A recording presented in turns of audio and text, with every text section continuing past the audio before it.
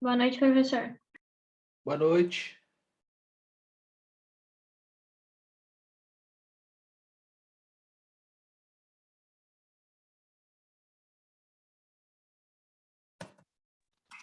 Boa noite, professor.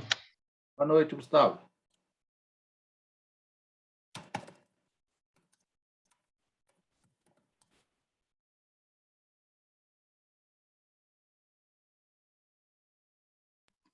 Professor,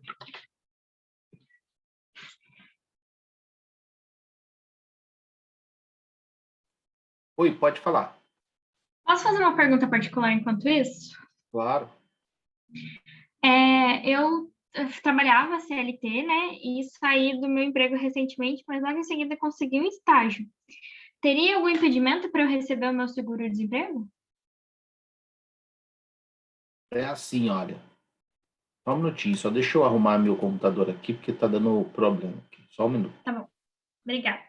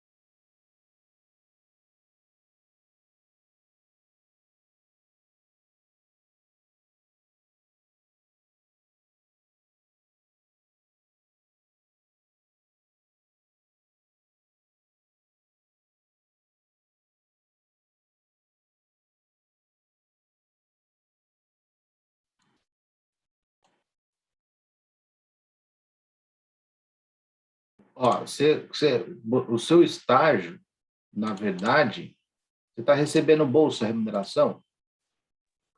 Sim, A lei do seguro-desemprego é que assim, né? O Ministério do Trabalho e Emprego não vai ficar sabendo disso, né? A não ser que seu empregador é a escritora de advocacia ou a indústria. no escritório.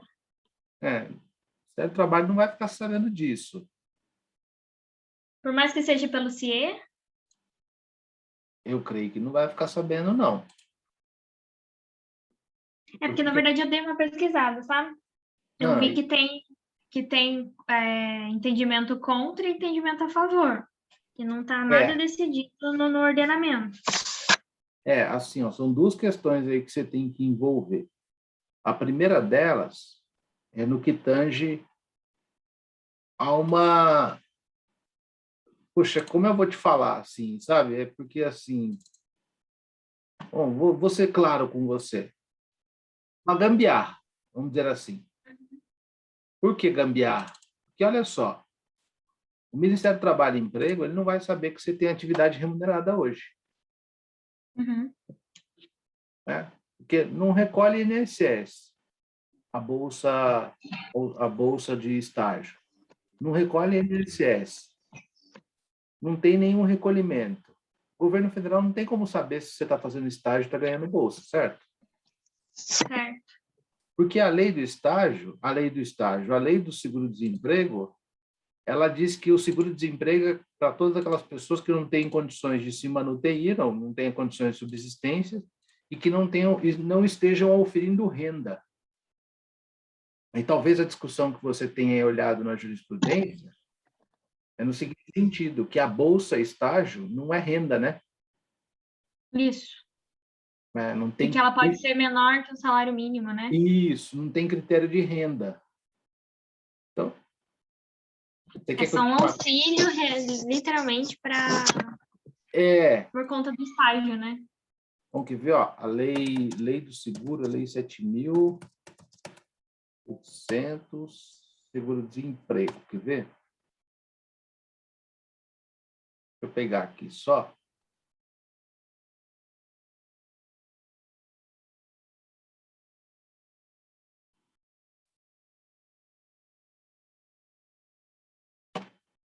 É de 1998, 1993, sabe que é isso?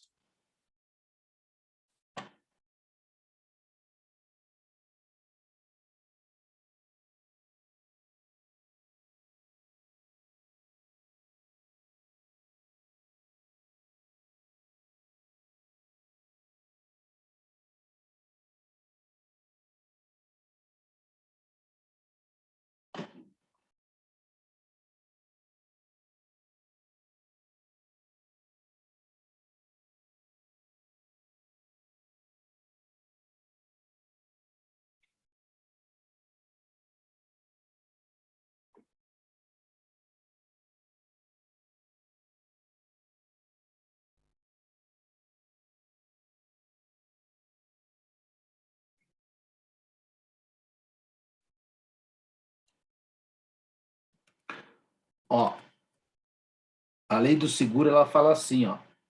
Eu vou compartilhar aqui para você ver, tá? Tá. Vai ficar pequenininho, mas eu acho que dá para dar uma olhada.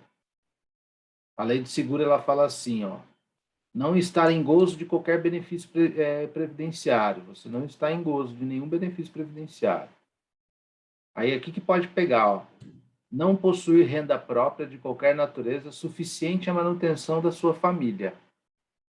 Então, olha só, aqui que poderia pegar. Como é uma bolsa, não é renda, é uma bolsa, né? Sim. Não tem natureza salarial e não tem natureza de remuneração. E aí, outra coisa, a depender do valor que você recebe, você pode comprovar que não é suficiente para a manutenção, sua própria manutenção da sua família. Ainda que você Uhum. viva num núcleo familiar em que as pessoas te sustentem. Então, assim, puxa, eu sinceramente acho que você deveria receber, sim, o seguro-desemprego, sabe? Acho que não Tá. deveria nem se importar com isso, porventura. Se der algum problema, é lógico, né? Posso contratar o senhor, né? Pode, não, mas não é isso, não. Mas eu acho que você não vai ter problema com isso, não. Ah, tranquilo. Sinceramente, eu acho que você não vai ter problema. Sabe que muito problema que dá? A pessoa, às vezes, dá a entrada no seguro-desemprego e o cara quer empreender. Aí ele abre uma MEI, ou ele começa a declarar, ele começa a recolher previdência social por conta própria, para se aposentar. Aí dá Uhum. BO. Como é que você está recolhendo contribuição previdenciária se você está sem renda, né?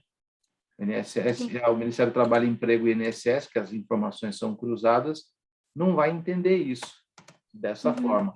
Mas não o bolso. Eles nem vão saber que você está fazendo estágio, porque não tem nenhuma Ai. informação cruzada do que o cara te paga como bolsa.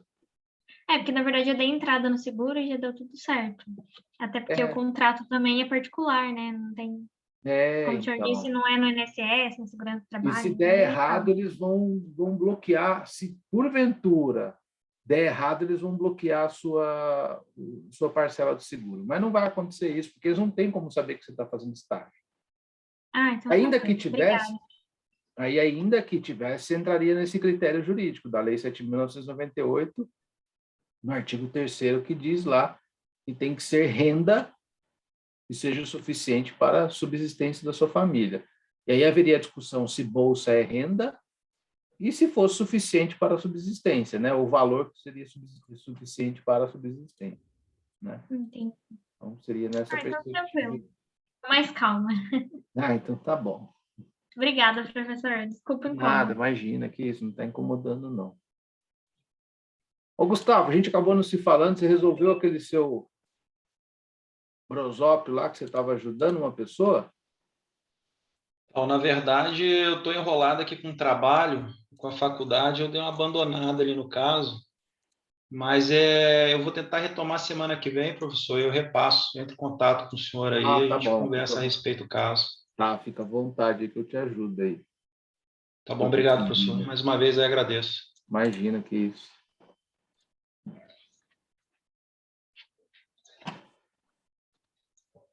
O seu estágio, Franciele, é em qual área? Eu estagiei numa área de auditoria. Eles fazem auditoria de cartão de crédito para empresas. Ah, tá. Mas aí o advogado pega processo paralelo também. Ah, entendi. Tipo uma auditoria assim de... Uma auditoria de...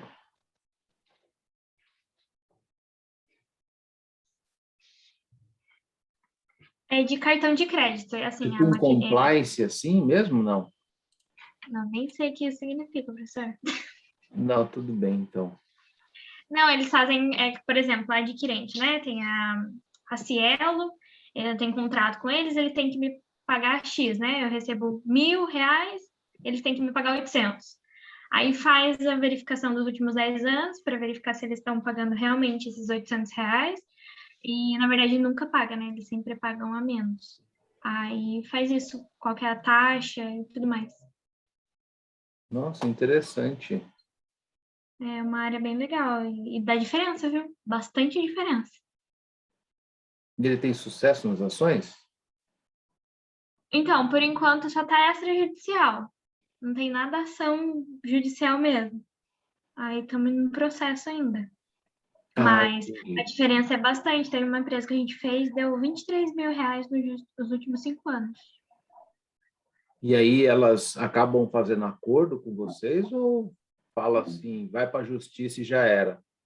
Então, não tem ainda processo de fato, ainda está nessa negociação, né? Ah, Está tá. fazendo a cobrança extrajudicial ainda. Ah, entendi. Vocês não Que a tiveram empresa é retorno. nova. É, Entendi. É complicado, né? É é. complicado. É assim, olha, eu acho que o futuro do direito poderia caminhar para nesse sentido, dessas negociações extrajudiciais. Tem muita gente que fala que vai ser isso, né? E aí o advogado teria que fazer curso de negociação. Na verdade, a faculdade de direito está com um pouco aí. Você sabe que em Harvard tem umas universidades americanas aí em que o cara é, em que os caras desenvolveram uma matéria que é negociação, né? É técnica de negociação. A gente pode até falar disso um pouco hoje, porque tem um pouquinho a ver com nossa aula.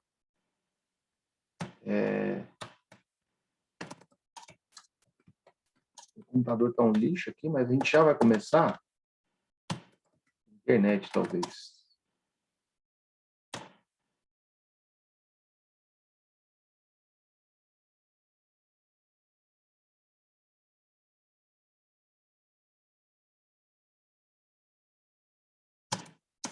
Puta, esqueci o nome do cara, tinha até o livro dele para ler. Que bom.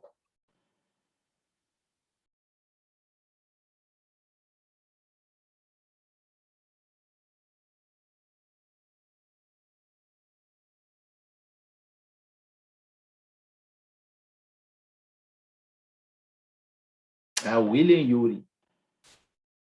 Esse cara aqui, ó.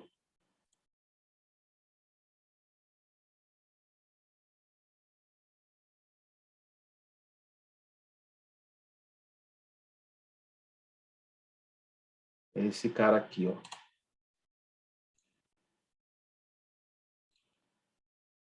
Vou até colocar aqui no chat. Ele tem um livro.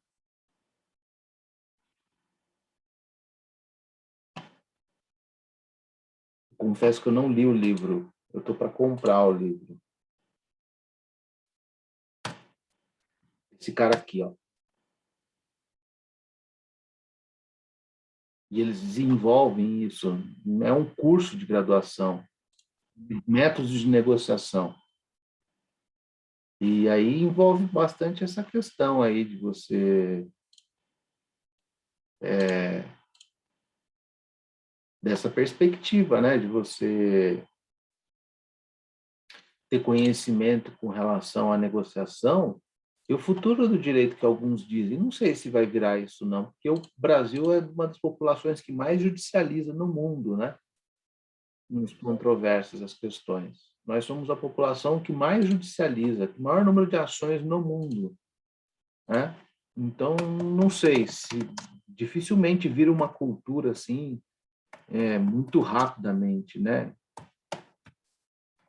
Mas é Mas seria legal. interessante, né, professor? Porque economiza tempo, economiza dinheiro.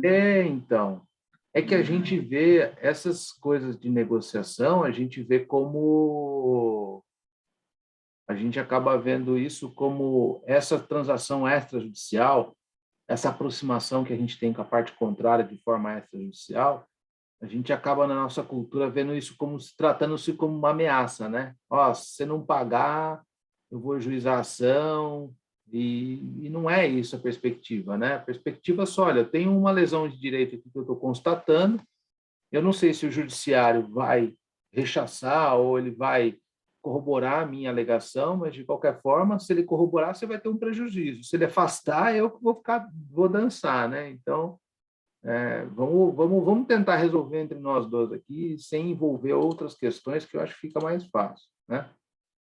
Eu acho que é isso, assim, que funciona. tem o seriado americano que tem na Netflix lá, que tem o rapaz lá, que é sobre direito, tão bonitão lá, o cara o esposo da rainha lá, do príncipe, fez lá um papel, a Mega, Sweet. É bem essa perspectiva, né, dessas negociações extrajudiciais, assim, né? Mas isso é muito da cultura americana, né? Porque o processo judicial americano é muito caro, a sucumbência é muito cara. E lá eles seguem muito mais a risco os precedentes. E para você quebrar um precedente numa corte superior é muito mais difícil lá. O advogado tem que fazer uma verdadeira engenharia, tem que ser muito bom advogado para tentar quebrar um precedente. Diferente no Brasil. Então, eles não querem correr o risco de uma ação judicial. Então, por isso que você vê toda aquela tratativa extrajudicial, e você vê que eles não atuam muito em fórum, né? É tudo na base da ameaça. É lógico que ali tem uma fantasia, de um pouco um negócio do artista ali, né? Mas retrata bem essa situação do extrajudicial, do que é extrajudicial. Bom, pessoal... Tanto que tem bastante assessoria, né? Já viu lá? Tem o paralegal. Então. E é interessante isso, porque como o processo judicial é muito caro, os honorários lá, os advogados cobram muito alto, e as demandas, haja vista demandas de responsabilidade civil, que as indenizações são vultuosas, porque eles têm um outro critério que nós não adotamos, né? Aqui nós adotamos um critério compensatório, e para compensar a vítima, não tem como oferir, nosso direito, eles acreditam que não tem como você dar uma indenização por danos morais gigantescas, porque aí você criaria um enriquecimento ilícito da parte. O seu nome foi negativado indevidamente por uma dívida de R$1.000, não tem como um juiz condenar, para nossa perspectiva, em R$200.000, porque senão criaria um enriquecimento ilícito. Nos Estados Unidos, no direito norte-americano, já a perspectiva é diferente. Eu condeno 200 mil de uma forma punitiva. Eu não estou querendo compensar você, eu estou querendo punir o autor do dano. Eu estou querendo punir aquele que cometeu o ilícito, para que ele nunca mais venha cometer o mesmo ilícito que ele cometeu, que foi incluir seu nome na SPC e Serasa indevidamente. Por isso que as ações são altas lá, né? Bom, mas, enfim, voltando aqui, então, assim, olha, semana passada nós estávamos vendo as funções do sindicato, né? Então, nós vimos uma função econômica, eu vou só digitar aqui rapidinho para a gente ir relembrando, e eu parei em alguma delas ali, eu vou relembrar agora com vocês aqui. Então, a gente tem várias funções do sindicato aqui, né? São prerrogativas do próprio sindicato, né? Uma prerrogativa da entidade sindical. Aí a gente viu a função econômica, a gente viu dentro da função econômica aquela questão da própria gestão da sua própria grana, daquilo que eles arrecadam, né? Daquilo que eles arrecadam de grana lá deles, né? A gente viu que tem uma divergência entre dois doutrinadores nessa perspectiva. Um deles é o Amaury Mascaro e o outro é o Amaury Mascaro do Nascimento, e o outro é o José Cláudio Monteiro de Brito Filho, porque o Amaury Mascaro diz que não admite a função econômica, porque não pode exercer função industrial, comercial e de prestação de serviços, né? Já que são funções estrito sensu, né? É a própria essência da atividade econômica, prestação de serviço, atividade industrial e comercial. Já o José Cláudio Monteiro de Brito Filho, ele admite essa função econômica dos sindicatos, nessa perspectiva de gestão do seu próprio patrimônio, da sua grana, né? Do que entra de contribuição, reconhecendo, obviamente, que os sindicatos não podem exercer atividade econômica, nem comercial, nem industrial, né? Mas ele diz que o fato de você reconhecer uma função econômica não significa que você está reconhecendo essa função em sentido estrito, ou seja, chancelando a oportunidade do sindicato se envolver na indústria, no comércio e na prestação de serviço, né? Nós vimos, então, a função econômica, nós vimos, então, a função política, né? A função política, não político-partidária, eu disse isso para vocês. Não a função político-partidária, né? Eu disse isso a vocês. Função político-partidária talvez teria uma central sindical, eu creio que não é também, né? Eles apoiam, sim, um partido político, eles nascem desse partido político, mas eles têm uma perspectiva, o sindicato, de criar de fazer reivindicações políticas, melhorias de condições sociais, melhorias do direito do trabalhador, mas não é uma reivindicação político-partidária, eles não se envolvem no Congresso Nacional, eles não têm representante no Congresso, na Câmara dos Vereadores, na Câmara dos Deputados, no Senado, enfim, ainda que eles tenham uma afinidade com um determinado sindicato ou com uma determinada central sindical. Nós temos a função ética, né? Função ética, aquilo que preza a boa-fé objetiva, a boa-fé subjetiva, os preceitos éticos mínimos do ser humano ou da própria categoria, né? A função social, a honestidade, a boa-fé, enfim. São conceitos, cláusulas gerais ou princípios que o Código Civil relembrou a gente aqui. E nós temos aqui a função negocial como a quarta função. E talvez aí eu vou ter que repetir aqui, porque eu não me lembro se eu parei na função negocial ou parei na função assistencial. Então, a função negocial, eu poderia afirmar que ela é a mais importante depois daquela afirmação que eu fiz no começo da aula da semana passada. Seria a mais importante depois da afirmação que eu fiz no começo da aula da semana passada, né? Então, essa função negocial, ele diz assim, né? A função negocial é a mais importante de todas, no meu entender, mas ela, antes de eu pensar nela como a melhor função, ou a mais importante, melhor dizendo, eu tenho que pensar naquele conceito sobre as funções do sindicato, ou na definição, ou num conceito abstrato, que seria a função do sindicato, que é coordenação e defesa dos interesses individuais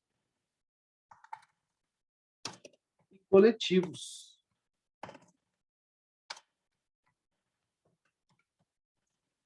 da categoria. Então, a função é uma função, primeiramente, de coordenação dos interesses individuais e coletivos da categoria, coordenação e defesa dos interesses individuais da categoria, né? E depois a gente reconhece como a principal função a função negocial, no meu entender, obviamente, né? A existência do sindicato, dentre todas as funções que a gente diz aqui, ela está estritamente ligada à questão da função negocial, porque daqui eu extraio algumas questões que estão na própria Constituição Federal. O artigo 7º da Constituição fala: eu quero garantir os direitos dos trabalhadores, todos esses elencados nos incisos abaixo, e os outros que visem a melhoria da condição social. Então, para mim, essa visem a melhoria da condição social, ele está fazendo referência não só à legislação ordinária, mas também ao papel dos sindicatos, que são atores sociais, né? Da condição social, na conquista do direito. Então, os sindicatos como atores sociais, né? Na conquista como atores sociais,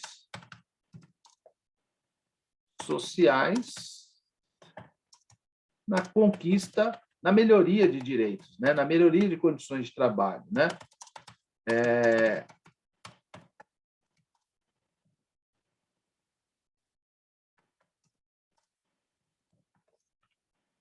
A melhoria na condição de trabalho.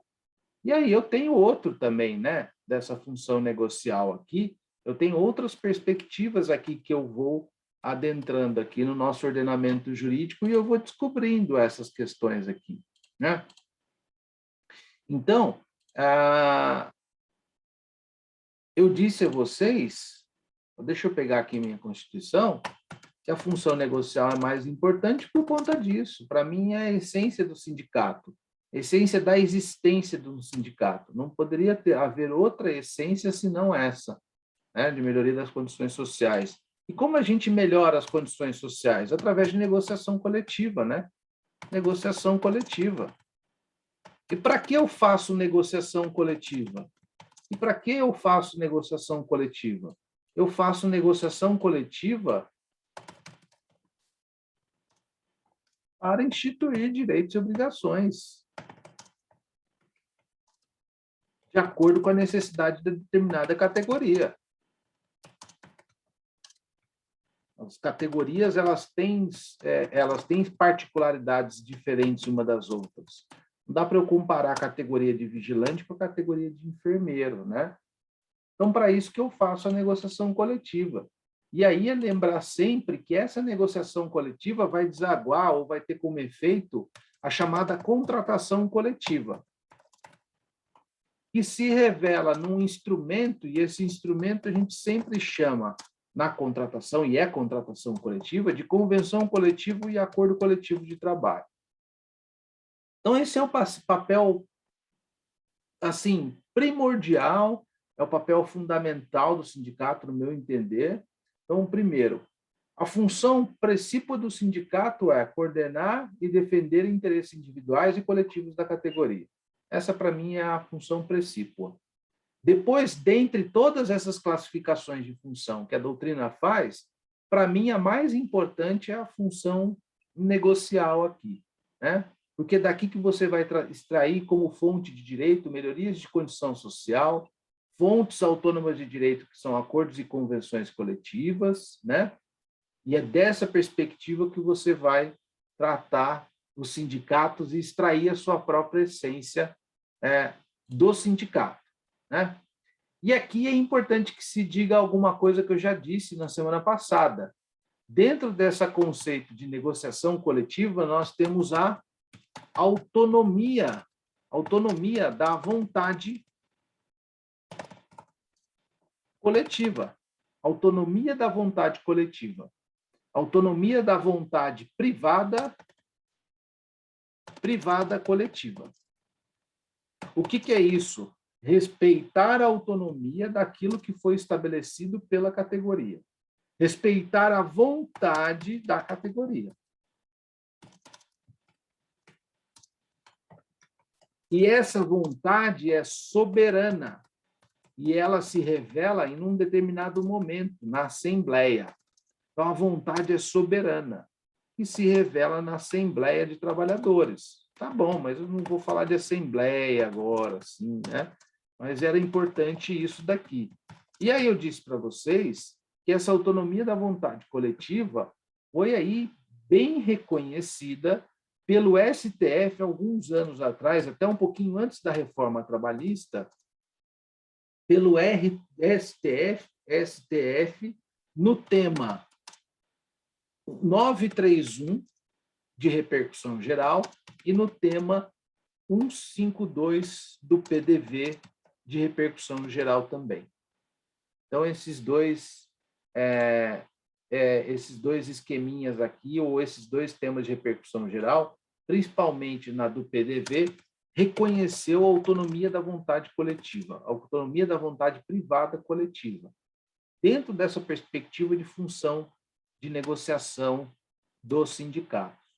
Então, o que significa isso? Significa, trocando em miúdos, que o STF disse: se a autonomia da vontade privada prevalece porque revela de forma soberana a vontade dos trabalhadores e transparece ou que emerge daquela Assembleia Geral dos Trabalhadores, a vontade desse grupo, dessa categoria, essa vontade, essa autonomia da vontade coletiva deve prevalecer sobre aquilo que está legislado. Então, é um dos primeiros sinais em que se reconhece o negociado sobre o legislado. Aí é importante que vocês reconheçam o seguinte: após a reforma trabalhista, e já dentro da perspectiva aqui do STF, nós temos aqui os artigos 611-A da CLT e o 611 e o artigo 611-B da CLT. E olhem que interessante, eu vou tentar aqui pegar para vocês ambos os artigos. No artigo 611-A e no artigo 611-B, ele vai falar justamente aquilo que pode ser negociado ou não negociado. Então, primeiro, olha só que interessante, primeiro vem o STF, em duas decisões emblemáticas, em duas decisões de repercussão geral, e trata justamente de que a autonomia da vontade coletiva prevalece, é soberana sobre o que está na lei. Em tese, é isso que ele fala. Sobre duas questões que envolviam horas in itinere, que era uma questão de horas de transporte, e uma outra questão que envolvia o PDV, o Programa de Demissão Voluntária. Quando chega a reforma trabalhista em 2017, eles fazem aqui um corte. Não é um corte, mas, na verdade, a CLT vem dizendo o que tem prevalência do negociado sobre o legislado e o que não tem prevalência. Então, aqui, olha, o 611-A vai falar assim, dentro dessa perspectiva do que tem prevalência do negociado sobre o legislado. O 611-A, ele vai falar assim, a CCT e a ACT vão prevalecer sobre a lei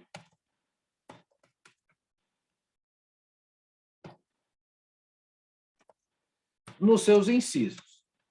Então, a prevalência do negociado sobre o legislado no artigo 611-A. Aí aqui, olha, se ficar pequenininho, porque não vai dar para eu copiar aqui, tá? Eu vou tentar até aumentar aqui.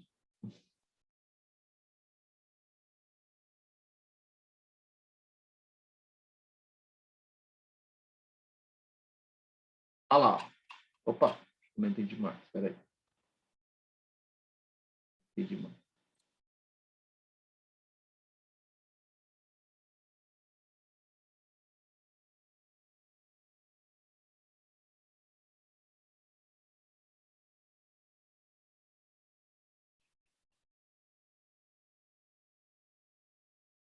Olha lá, ó. O artigo 611-A, ele fala lá, ó, a convenção ou acordo coletivo tem prevalência sobre a lei quando dispuserem sobre. Aí ele faz um rol aqui. Pessoal, estão me escutando? Opa, perfeitamente. Então tá bom. Aí ele faz um rol aqui, ó, de quase 11, 12, 13, 14, 15 incisos do que a negociação prevalece sobre o que está legislado. Então, pacto quanto à jornada, observados os limites constitucionais, banco de horas anual, intervalo entre a jornada respeitado o limite de 30 minutos por jornadas superiores a 6 horas. Aqui eu preciso abrir uma exceção, que eu acho que eu não falei isso no sexto semestre.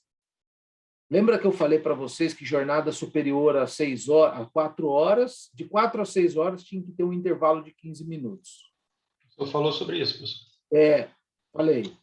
Mas eu acho que eu não falei da possibilidade de negociar só 30 minutos. Isso eu acho que eu não falei. Falei? Eu acho que o senhor falou sim. Então, aqui está aqui, olha. Está dizendo que jornada superior a 6 horas, a negociação coletiva pode reduzir para 30 minutos, através de negociação coletiva. Lá, adesão ao programa de seguro de emprego, planos de cargos e salários e funções compatíveis, regulamento empresarial. Então, todas essas cláusulas, representantes trabalhadores no local de trabalho, teletrabalho, regime de sobreaviso e trabalho intermitente, remuneração por produtividade, incluindo gorjetas, modalidade de registro de jornada, troca de dia de feriado, tudo isso o legislador está dizendo. Convenção e acordo coletivo prevalece sobre a legislação. Só que aqui tem algumas coisas aqui que são muito interessantes a gente raciocinar. Aqui está falando assim, ó, pacto quanto à jornada de trabalho observados os limites constitucionais. Bom, há uma crítica com respeito a esse inciso 1, por exemplo. Porque, puxa, a CLT já flexibilizou bastante a questão de jornada. Sorte que o legislador colocou no 611-A, inciso 1 ali, observados os limites constitucionais. Se assim não fosse, nós teríamos um grande problema aqui, né? Teríamos um grande problema aqui. Né? Então, assim, observados os limites constitucionais. E aí ele vai falando uma série de coisas aqui. No 611-B, é o contrário. Ele fala assim, constitui objeto ilícito de convenção coletiva ou acordo coletivo de trabalho exclusivamente a supressão dos seguintes direitos. Aqui o 611B está dizendo que não pode negociar. Então, vamos lá. Eu não estou compartilhando, né? O 611B diz exatamente o que não pode negociar. O que não pode negociar. Normas de identificação profissional, inclusive anotações na carteira de trabalho, isso é inegociável. Seguro-desemprego em caso de emprego involuntário ou sem justa causa, isso é negociável. Valor dos depósitos mensais referente ao fundo de garantia, isso não pode negociar. O salário mínimo não pode ser negociado. Valor nominal do 13º salário, e assim vai. Remuneração do trabalho noturno superior ao diurno, e assim vai. Eu vou chamar a atenção de vocês, salário família. É óbvio que não pode negociar salário família. Salário família é um benefício previdenciário, não é uma verba de natureza trabalhista. O legislador foi um pouco redundante aqui. Número de dias de férias não pode negociar, porque é cláusula pétrea da Constituição Federal. Licença maternidade, e assim vai. Ele vai lá nos seus quase 25, 26, 27, 28, 30 incisos, dizendo que a convenção coletiva não pode negociar. Mas eu vou te dar um exemplo aqui para vocês verem como é que é interessante essa história aqui. E como é que o direito, às vezes, dá um nó com relação a essa negociação. Bom, vou falar aqui do repouso semanal remunerado. A GM, não sei se alguém aqui trabalha na GM, não é uma crítica, obviamente, a GM, em algum momento, ela fez o seguinte, lá no passado, no começo da década de 2000, ela negociou com os trabalhadores o seguinte, é uma função negocial, olhem só, é o exemplo que eu estou dando sobre função negocial. A GM negou o DSR. O pessoal que monta veículo na GM ganha salário hora. Salário hora. Quem ganha salário hora tem que ter o DSR destacado do salário. Isso eu acho que eu falei semestre passado também. Tem que ter, então, se eu ganho lá R$30 a hora trabalhada, eu devo ganhar o DSR. E quem ganha salário por mês já está sendo remunerado pelo dia de domingo que fica descansando. O cara está assistindo Faustão, ganha 3 pau por mês, pelo domingão que ele está descansando, ele está ganhando. Agora, quem ganha por hora, não. A cada hora eu ganho R$30, significa que o domingo que eu estou descansando, eu não estou ganhando absolutamente nada. Então, por um critério de isonomia, eu tenho que pagar DSR para o cara que trabalha por hora, por dia e por semana. São as 3 modalidades. Ou quem trabalha por comissão, por exemplo, né? Comissão puro, comissionista puro, tem que ganhar o DSR lá. O que a GM fez? A GM fez um acordo coletivo de trabalho com o sindicato dos empregados e negociou o seguinte: nós vamos embutir no salário hora 16,62% a título de DSR. Então, esse cara que ganhava, sei lá, R$10 a hora, vou mudar aqui o exemplo, só para eu fazer um cálculo rápido. Sei lá, passou a ganhar, está cheio de contador na sala, me desculpem se meu cálculo estiver errado. R$10 agora passou a ganhar, sei lá, 11, que é isso? 62 centavos. Acho que é isso. Ou 16,62, alguma coisa assim. Bom, enfim. Eu vou calcular aqui, vai. Não vou passar uma vergonha perante os contadores da sala aí. Eles nem se manifestam, ou não estão assistindo a aula. Professor, porque a DSM vai depender da quantidade de folga, feriado no mês também, é variável. Não, tudo bem, vamos lá. Estou brincando, Henrique. Então vamos lá. Deu R$26. Escuta só. Então, olha só, presta atenção aqui. O que os caras fizeram? Os caras negociaram ACT, Acordo Coletivo de Trabalho. Acordo Coletivo de Trabalho entre GM e Sindvig, Sindimetal, os empregados de metalurgia de São José dos Campos. E eles negociaram, eu não sei se... Quem é o aluno que trabalha no sindicato aqui mesmo? João Vitor? Não está aqui hoje?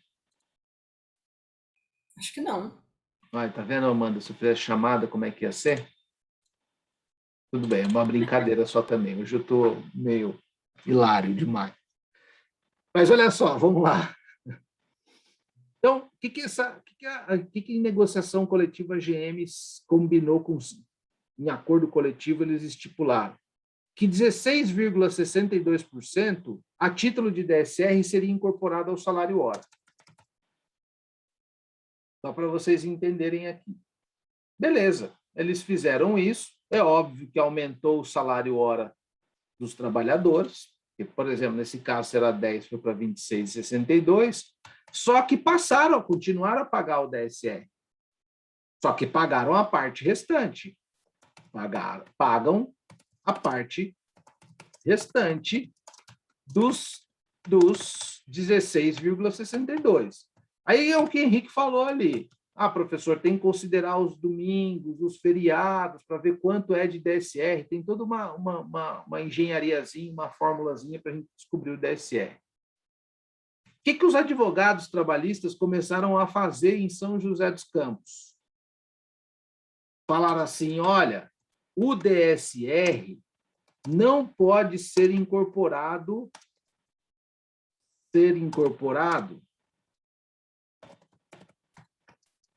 ao salário hora, porque isso fere a lei 605 de 1949, que é a lei que trata do repouso semanal remunerado. Além disso, eles diziam sim, isso é salário complessivo. Alguém sabe o que é salário complessivo?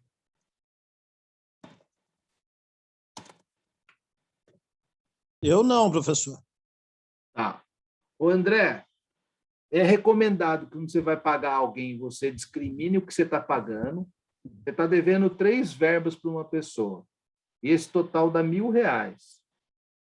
É recomendado que você coloque R$1.000 no recibo ou é recomendado que você discrimine dentro desses 1.000 cada verba? 500 conto de X, 300 conto de Y, 200 conto de Z. Você discrimina o recibo de R$1.000. Pela lógica, eu acho que tem que discriminar, professor. Tem que discriminar. E isso não sou eu que estou inventando, não. Isso está na CLT. Os recibos de pagamento têm que ser discriminados. Está lá no 477, está lá no 464, 465, 464, está lá nesse esquema. Quando eu não discrimino o recibo de pagamento, eu chamo de salário complessivo. O que é o salário complessivo? Quando eu pago várias verbas de naturezas diversas ou de denominações de verbas num único valor. Eu vou dar um exemplo melhor aqui para facilitar. Eu tenho R$1.000 de salário no mês. Eu tenho aqui R$300 de adicional noturno. Trabalhador lá que trabalha adicional noturno. Eu tenho aqui, naquele mês, ele fez mais R$200 de HE, hora extra. De HE. No final do mês, eu devo para ele de salário R$1.500 conto. Desculpa, de remuneração, é o total, remuneração. O salário é R$1.000. A remuneração, de acordo com o artigo 457 da CLT, é tudo aquilo que agrega ao salário e forma a remuneração. Então, eu devo para ele R$1.500. Se eu colocar no recibo de pagamento assim, ó, recibo de pagamento, sabe quando você tem um empregado doméstico em casa, uma secretária, e você faz aqueles recibos de padaria, não, desculpa, de papelaria, que você chega lá e faz assim, ó, PGO, mês de 09 de 2021, R$1.500. Quem está lendo o recibo, quem está lendo esse recibo aqui dessa doméstica, quem está lendo o recibo dessa doméstica, dá para entender que nesse valor aqui está incluso adicional noturno e horas extras? É a mesma situação aqui. Dá, André? Não, professor, não dá. Não dá. Isso é o salário complessivo. Isso é o salário complessivo, quando você não discrimina as verbas que você está pagando. E não se espantem, se você fizer dessa forma, o juiz vai considerar, a Justiça do Trabalho, o Direito do Trabalho vai considerar que o salário dele é 1.500. Você pode fazer o que for, virar de ponta cabeça no dia da audiência e provar que é adicional noturno e horas extras. O Direito do Trabalho não permite pagamento de salário complessivo. Vai virar 1.500. Bom, então o que os advogados alegavam aqui, ou começaram a alegar? Que essa maneira de pagar o DSR, que a GM negociou com o Sindicato dos Metalúrgicos de São José, e GM e Sindicato Metalúrgico, então, portanto, é um acordo coletivo, além de ferir a Lei 5.605 de 49, era um salário, uma espécie de salário complessivo, que você estava imbuindo uma verba de uma natureza dentro do valor do salário hora. E a galera começou a socar o pau nisso. E essa matéria, desde 2000, foi subindo para o TRT de Campinas, que é o nosso TRT correspondente, depois subiu para o TST. E qual foi o entendimento dos órgãos superiores da Justiça do Trabalho, do TST, Tribunal Superior do Trabalho? Eles falaram, não é salário complessivo, porque a negociação coletiva discriminou que 16,62% é a título de DSR que está sendo incorporado no salário hora, então não entraria no critério de salário complessivo, foi uma das respostas, e disseram assim, nesta situação vale a negociação coletiva. E vale a negociação coletiva, vale a autonomia da vontade privada coletiva. E, portanto, essa questão do DSR incorporado ao salário hora, no percentual de 16,62%, prevalece o negociado sobre o legislado. E, portanto, não tem ofensa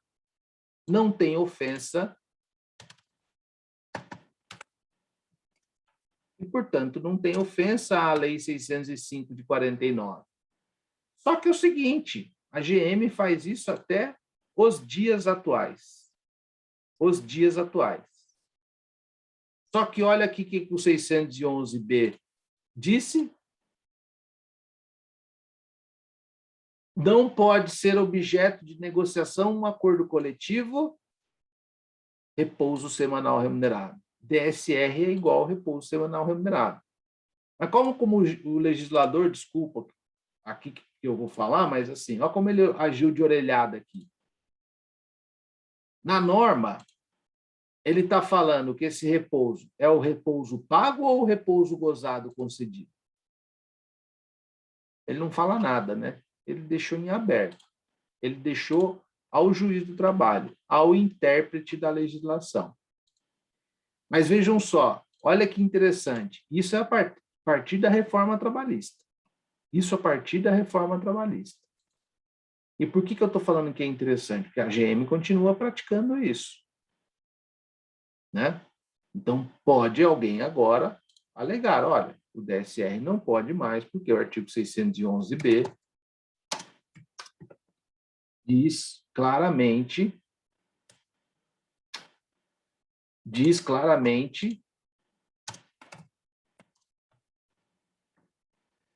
que não pode ser negociado acordo de convenção coletiva. Só que é o seguinte, esses artigos estão com repercussão geral no STF. Então, aqui, ó. Deixa eu ver se eu acho só o tema. E é para ser julgado esse ano, inclusive essa repercussão geral.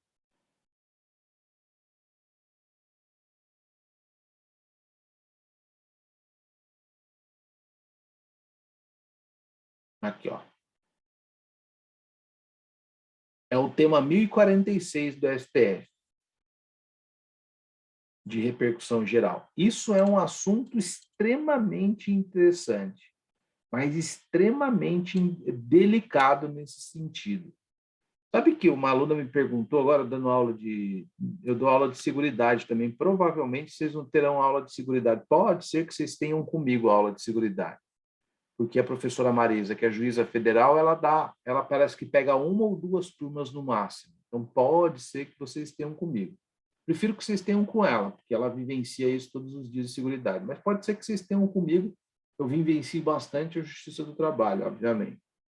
Mas não prometo que, é lógico que eu não sou a Marisa, não sou juíza, mas eu não vou deixar a desejar no conhecimento para vocês.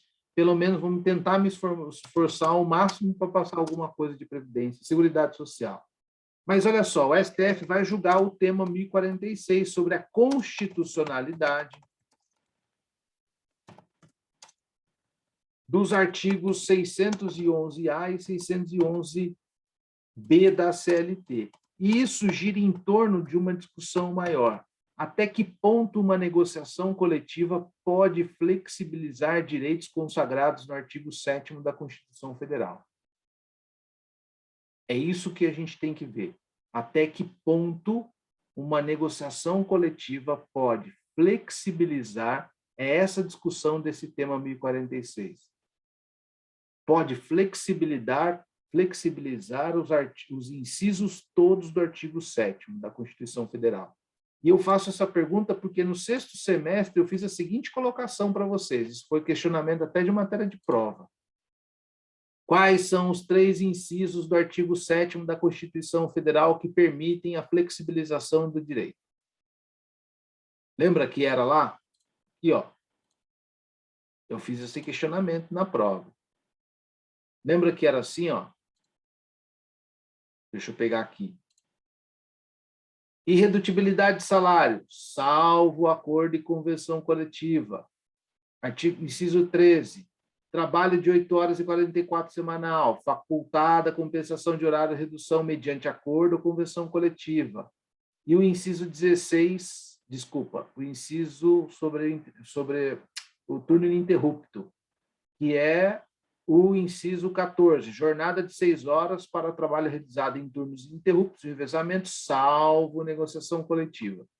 Se eu pegar o inciso 1 até o inciso 30 aqui, o inciso do artigo 7º, até o 34, eu não vou ter nenhum outro que fale salvo acordo e convenção coletiva. Eu vou ser só o reconhecimento dos acordos e convenções coletivas, mas eu não vou ter nenhum outro que flexibilize uma regra do próprio artigo 7º.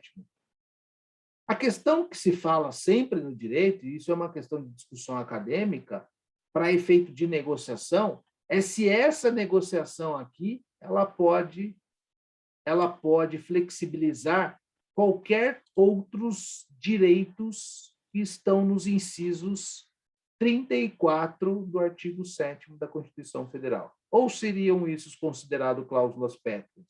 Ou o legislador constituinte resolveu só flexibilizar aqueles 3 incisos e os demais não podem ser flexibilizados, e ponto final.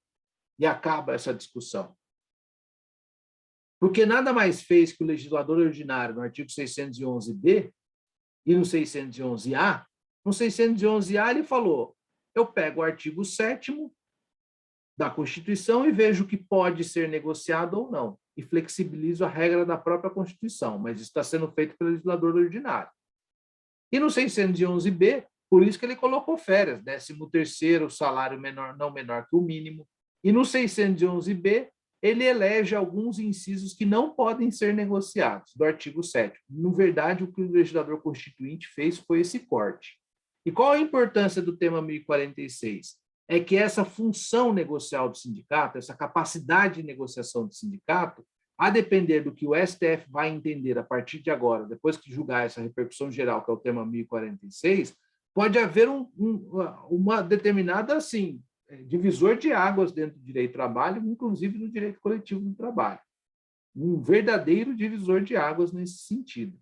Então, é isso que a gente tem que pensar aqui com relação à função negocial. Bom, alguma dúvida, pessoal?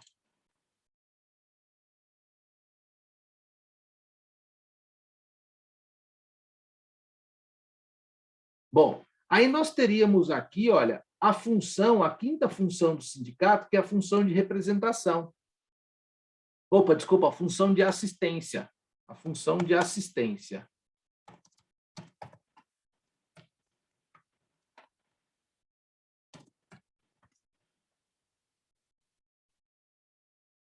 A função de assistencial. Assistencial. A função assistencial é uma função em que revela que o sindicato ele é obrigado, isso está no artigo 8º da Constituição Federal, ele é obrigado a dar assistência, até porque se ele tem que coordenar e defender interesses individuais e coletivos, ele é obrigado a dar assistência aos membros da sua categoria, sejam eles sócios ou não sócios. Então, ele tem por obrigação funcional, por prerrogativa sindical e por obrigação de dar assistência aos seus sindicalizados e aos não sindicalizados, a toda a categoria, no âmbito individual, no âmbito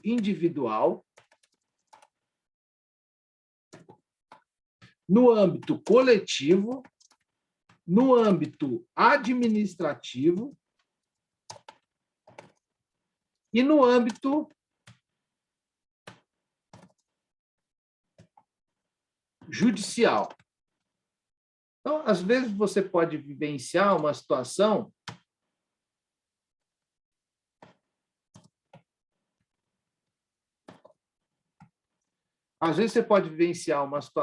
você está lá trabalhando no RH da empresa e você, como gerente do RH, você orientou lá para dar uma justa causa, você não consultou o jurídico e você orientou para dar uma justa causa em determinado empregado. E o empregado toma essa justa causa lá direitinho e tudo mais e tal, e aí ele vai no sindicato da categoria reclamar a respeito disso, né? Ele vai lá reivindicar os seus direitos e vai reclamar a respeito disso. E quando ele faz isso, efetivamente, o diretor do sindicato acaba falando, bom, antes de eu reencaminhar você para o departamento jurídico para judicializar essa questão, entrar com uma ação judicial, eu vou entrar em contato com o RH. Então, às vezes, você trabalha no RH e você recebe uma ligação do sindicato lá dizendo, olha, é o seguinte, será que não teria como vocês reverterem essa situação? O empregado está aqui dizendo que ele não cometeu essa falta grave, que sempre foi um bom empregado, e aí o RH vai dar suas explicações lá. Então, isso é uma defesa de um interesse individual, por exemplo, no âmbito administrativo, né? Agora, isso decorre também, isso tem seu fundamento, seu substrato constitucional no artigo 8º da Constituição Federal, né? Que é no próprio inciso 3º da CF, que o inciso 3º da CF vai falar, coordenação e defesa dos interesses individuais e coletivos da categoria no âmbito individual administrativo. Retornando só um pouco, quando eu falei de função negocial, a função negocial está no artigo 8º, não sei se eu falei sobre qual era o artigo, inciso 6º da CF, na função negocial aqui, tá? Função negocial. Mas a função assistencial é essa. E vejam só, nosso sistema não faz distinção das pessoas que são filiadas ou não ao sindicato, que são sócias ou não ao sindicato. Tem que contemplar a proteção individual, administrativa e judicial a todos os membros da categoria. Pois não, Henrique? Professor, a liberdade sindical ela está relacionada com isso, né? Por exemplo, Claro. nas outras aulas o senhor falou que a pessoa mesmo que não tem interesse de se filiar ao sindicato, ele goza dos mesmos direitos e conquistas que o sindicato fez para quem é filiado, né? Sim. Agora eu tenho uma dúvida com relação à parte do empregador. Por exemplo, esse negócio mais especificamente do REPIS, do Sindicato do Comércio. Ele gera um benefício lá de redução salarial, de um salário especial para quem é optante pelo REPIS. Porém, para ser optante do REPIS, tanto o sindicato dos empregados quanto o sindicato dos empregadores, eles têm que estar associado. Você tem que estar lá pagando contribuição assistencial, todas as contribuições do sindicato. Então, isso aí, de certa maneira, não fere um pouco a questão da liberdade? Pediria. Aí que está o grande lance, Henrique, é justamente essa ideia. Aí você tem duas margens de defesa. Aí. Você tem duas teses. Você tem a tese e a antítese. Eu posso, como tese, alegar que isso fere o princípio da liberdade sindical, que, de certa forma, está obrigando a me filiar a sindicato para ter um benefício da convenção coletiva. E a convenção coletiva é erga omnes, para todos os membros da categoria. Surte efeito erga omnes, independentemente de eu ser sócio ou não, surte efeito para a pessoa que está naquela categoria de comércio. Então, perfeito seu raciocínio. O que pode vir, se houver uma discussão judicial a respeito desse assunto, é que pode vir o seguinte: olha, aí é o contraponto. Aí é o contraponto contrário, vamos dizer assim. Olha, é o seguinte: não fere o princípio da liberdade sindical, porque está corroborado, ou tem seu esteio, tem seu fundamento, tem o seu, vamos dizer assim, seu substrato na autonomia da vontade privada coletiva. Se a Assembleia de Empregados, junto com a Assembleia dos Empregadores, se nessa negociação resolveu-se que essa cláusula só beneficia aqueles que são contribuintes para o sindicato, então eu vou chancelar essa negociação, porque essa é a vontade da categoria. Então seria o contraponto. Mas o seu raciocínio é perfeito, nesse sentido. Mas a gente não está diante de uma ciência exata, né? A gente tem... Mas ainda assim é complicado, porque se você for ver, eles estão advogando em causa própria, né? Os dois sindicatos, porque eles só aceitam a redução salarial, o benefício para aqueles que se associem. Então, eles estão puxando sardinha para a brasa deles, né? Sim, mas, enfim, sim. Quem não é assim, né? É perfeito, é isso mesmo. É isso mesmo. Você está coberto de razão. Não tem nem o que eu só estou te ensinando, ou melhor dizendo, não é nem te ensinando. Eu só estou tentando aqui, vamos dizer assim, fazer com que você, na verdade, perceba a discussão que gira em torno disso. Mas você está absolutamente certo. Isso é uma maneira com que? É uma maneira de falar para o sindicato, falar, meu, contribui aqui para mim, você vai ter benefício. Seja sócio ou ao menos contribuinte do meu sindicato, que algum benefício eu vou te dar. E pior, né? Dá o benefício em detrimento do benefício do empregado, porque quem se associa paga menos salário. Sim. É bem ruim isso aí. Exatamente. Exatamente isso. Agora, olhem só que interessante. Dentro dessa perspectiva, eu vou contar uma história rapidinho. Eu queria até... Eu vou copiar aqui o vídeo do... Deixa eu ver se eu acho aqui. Eu ia transmitir o vídeo do William Yuri aqui para vocês, que eu acho, assim, de extrema importância. Eu ia compartilhar aqui, mas eu não sei se o meu Zoom vai pegar...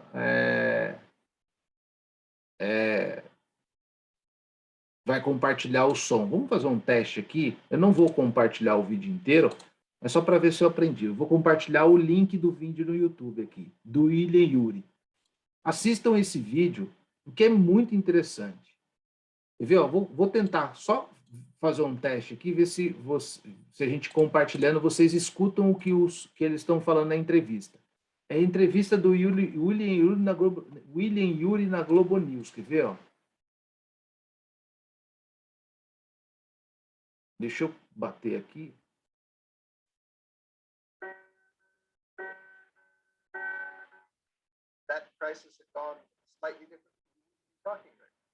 Vocês escutam? Dá um delay muito grande, professor. Dá? Mas assistam essa daqui. É 22 minutinhos só no YouTube. Ele fala da negociação com o Hugo Chávez. Ele fala de algumas técnicas de negociação. Aí eu teria que me aprofundar aqui, porque eu fiz um curso muito curtinho, que eu não aproveitei absolutamente nada. Eu acho que eu precisaria fazer um outro. Mas eu aprendi sobre esse cara nesse esquema aqui.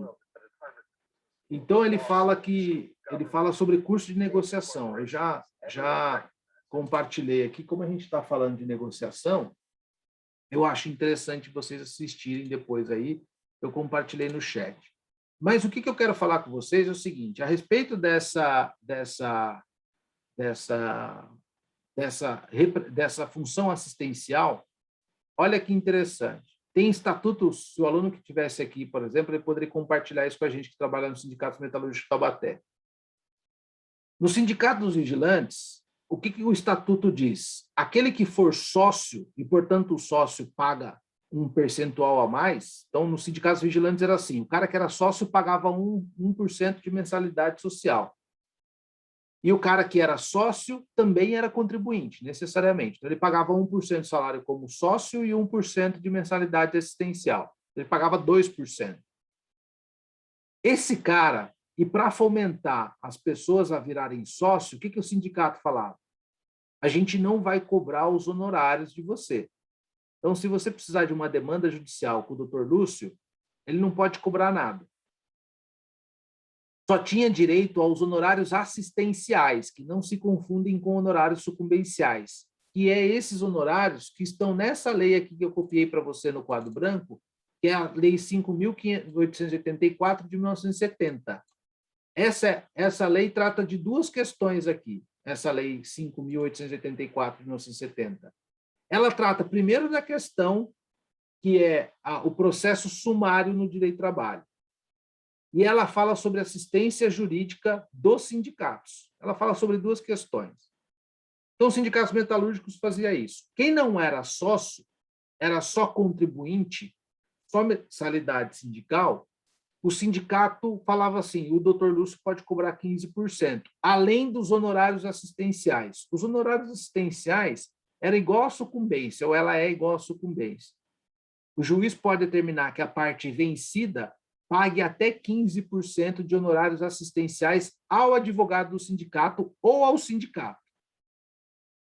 Então, lá era assim, quem era sócio não pagava nada, mas os honorários assistenciais eram do sindicato. Quem era só contribuinte pagava 15% de honorários, que é menor que a tabela da ordem, que vai de 20% a 30%, e os honorários assistenciais eram do sindicato.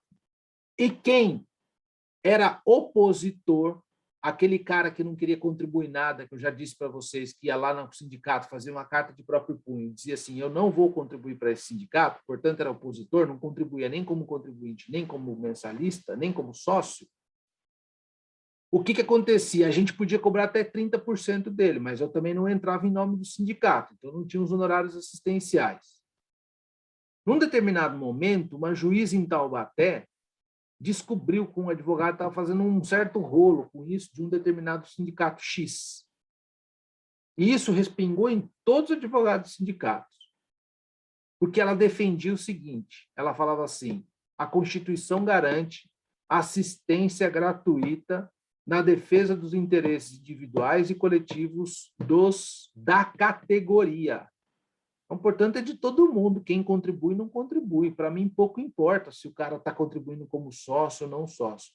E ela não queria que os advogados cobrassem os honorários, além daqueles dos assistenciais do pessoal que procurasse qualquer advogado de sindicato. A OAB em si, ela não participa desse entendimento. Ela diz que o judiciário não pode intervir na relação contratual de cliente e advogado. A única coisa que ela fala é que o advogado não pode cobrar, não pode receber mais que 30% do risco da ação. Então, qual foi o problema? Ela descobriu que tinha um advogado que fazia o seguinte, que para todos os membros da categoria, ele cobrava 30%. E ganhava mais os 15% que ela condenava de honorários assistenciais. Então, o camarada estava ganhando 45% no valor da ação, independente de quem pagasse. Então, foi por isso que ela acabou criando esse problema todo. Mas vejam só, qual era o atrativo desse sindicato? Se você for sócio e contribuinte, você não paga os honorários aqui. Se você precisar de entrar com uma ação, o advogado não vai te cobrar nada. De certa forma, é um atrativo. Né? De certa forma, é um atrativo. Mas, realmente, essa juíza não deixa de ter razão. porque a Constituição Federal e a lei ordinária garante assistência gratuita aos assistidos, e é para toda a categoria, então eu não poderia cobrar. É que a OAB se posicionou nisso e falou, mas espera aí, não é assim.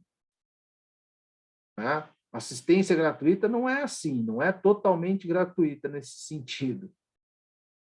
Ainda que o advogado cobre, o judiciário não pode intervir nessa relação particular entre advogado e cliente, até porque o que está na tabela da OAB é o mínimo. Só que a OAB, ela entende que se eu cobrar mais que 30%, se eu ganhar mais que 30%, eu cometo uma infração ética. Não sei se ficou claro, mas é mais ou menos uma ideia que o Henrique passou. Certo, pessoal? Certo. Professor, na verdade, mais ou menos. Então, ficou definido que a pessoa que não paga contribuição, ela tem assistência gratuita ou não? No meu sindicato, naquele sindicato que eu trabalhava, porque isso tem que se respeitar muito o estatuto de cada sindicato, Amanda. Tem que tomar cuidado, porque isso não é uma regra fechada para todo mundo. Mas no meu sindicato, aquele que era mensalista e contribuinte não pagava nada. Eu só ganhava os honorários assistenciais. Vocês já ouviram a expressão honorários sucumbenciais? Sim. Sucumbência? Uhum. A sucumbência nada mais é o seguinte, eu tenho duas partes, A e a B. A A faz uma pretensão em juízo. A B contrapõe essa pretensão, ela se defende. Se o juiz der razão a A, ele fala, isso está no CPC, está nos artigos 80 e pouco, 79, 80, 81, 82 do CPC. Ele fala assim, fulano, B, você foi vencido na ação, eu vou te condenar em até 20% de honorários sucumbenciais. Você, B, vai pagar para o advogado de A, e esse honorário é do advogado, não tem nada a ver com aquilo que eu contrato com a parte. Então, você, B, vai pagar para o advogado de A 20% do valor da causa. Então, eu pedi lá R$100 mil, eu vou ganhar 20% de honorários sucumbenciais. Vamos dizer que a Amanda é minha cliente e a gente é o A.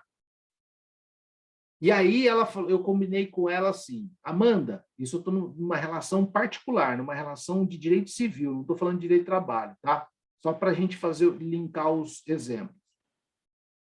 A gente entrou com uma ação de danos morais, eu e a Amanda, a gente é o A, nós ganhamos o processo e o juiz condenou, ganhamos R$100 mil de indenização e o juiz condenou, além dos R$100 mil, eu vou condenar 20% de honorários sucumbenciais, que B, que é o Banco Bradesco, vamos dizer assim, vai pagar para A.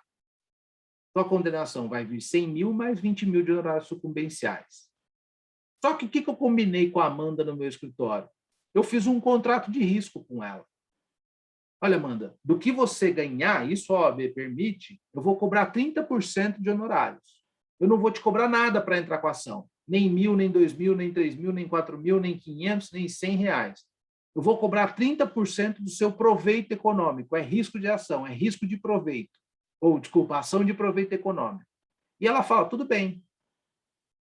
Nessa relação privada de direito civil, de processo civil, de indenização por danos morais, não tem problema nenhum. A OAB não veda que eu cobre, que eu vou ganhar uns 20% de honorários sucumbenciais que B foi condenado a pagar para mim, e eu posso cobrar os 30% da Amanda. Sem problema nenhum, vou ganhar os 50%. No direito do trabalho, por conta dessa situação de que essa juíza entendia que a assistência jurídica tem que ser gratuita, ela entendia que eu não poderia, só que ela foi voz vencida entre todos os juízes aqui em Taubaté, eram 4 na época. Ela entendia que eu não poderia cobrar da Amanda. Eu não poderia celebrar um contrato particular de risco com a Amanda de 30%. Porque se a Constituição fala em assistência jurídica por parte do advogado do sindicato, obviamente, se eu não sou advogado do sindicato, não tem nada a ver com isso. Se a Constituição fala que assistência é gratuita, assistência individual e coletiva é gratuita à categoria, eu não poderia celebrar o contrato particular com ela. Os meus honorários seriam apenas aí agora os assistenciais, que é a mesma ideia de A e B, só mudou a palavra, de sucumbenciais para assistenciais. E a Lei 5.884 fixa em até 15%, enquanto o CPC em até 20%. Então, a juíza condenava a parte perdedora a pagar 15% de honorários assistenciais, que é ao sindicato, não é nem o advogado do sindicato, é ao sindicato, e eu, sindicato, não poderia cobrar nada. Eu, advogado do sindicato, não poderia cobrar nada da Amanda. Só que isso não é uma prática de mercado. Só que por que pegou mal? A juíza pegou mal com esse advogado? Porque ele cobrava 30% da Amanda e ganhava mais os 15%. E aí ela ficou muito pé da vida. Ela não gostou dessa história, e aí ela se fundamentou no artigo 8º nessa assistência gratuita aos assistidos, à categoria. E isso deu um imbróglio lá, ela acabou saindo daqui, mas o advogado foi ofício para o Ministério Público, teve que assinar um termo de compromisso, ele, o sindicato, deu um BOzinho para ele, teve bastante dor de cabeça com relação a isso. Entendeu, Amanda?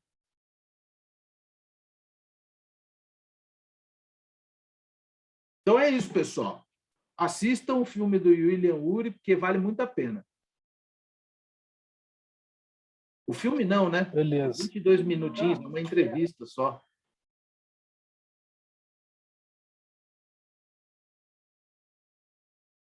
Certo? Certo, professor. Certo. Beleza, então. Um abraço para vocês, bom final de semana aí. Fiquem com Deus. Um abraço, professor. Até Obrigada, mais. professor. Boa noite. Obrigada. Obrigada, Um professor. abraço. Até mais, até mais.